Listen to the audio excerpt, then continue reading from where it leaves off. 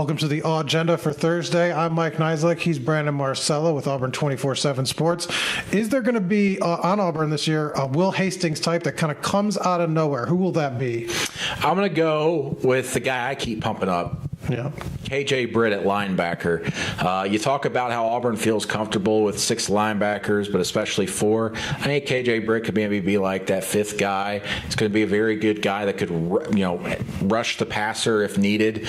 I think he's a player, if given the opportunity and the chances, could really shine this season behind those stellar 3 starting linebackers. I really like KJ Britt. I think he's a player that is really in a good position to make an impact in the future, but possibly as early as this season. And one player that everybody goes, oh, where did he come from? Yeah, Will Hastings' season's peaked early and then kind of trailed off. So in that vein, I'm going to go with C.J. Tolbert because his season, he could have some big yards 2 of the first 3 weeks and then sort of trail off. You think C.J. Tolbert's going to play? I think he'll play in those first two out of the first 3 games. They say they respect him. They say he's a guy that really turned heads in camp. And you want to kind of they don't want a situation where they have injured running backs this year. Really got him into trouble at times last year.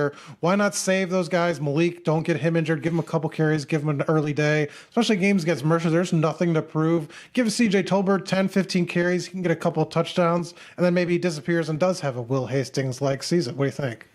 I don't see it. I don't agree with you. I mean, I'm not knocking C.J. Tolbert, but they've got so many other running backs they could utilize. Cam Martin, Malik Miller, Devin Barrett, and then, of course, Cameron Petway and Kerryon Johnson. But Cameron Petway is not going to play after halftime in that first week. I don't care. That's a lot of players. That's a lot of mouths to feed. There is. So, and the real Will Hastings, this is the bonus round, over under 20 catches this season. Under.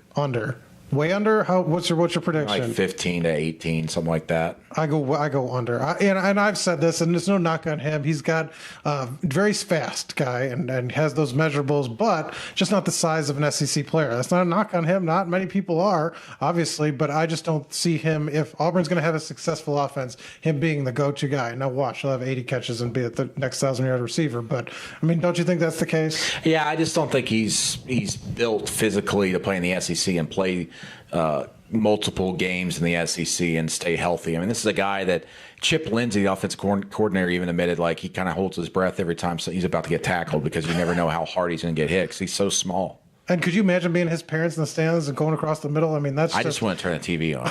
You turn it off. Well, you kind of try to intimidate him at the media stand the other day. So what? But that was the AUgenda for today. He's Brandon Marcello. I'm Mike Niziolek for Auburn 24/7 Sports.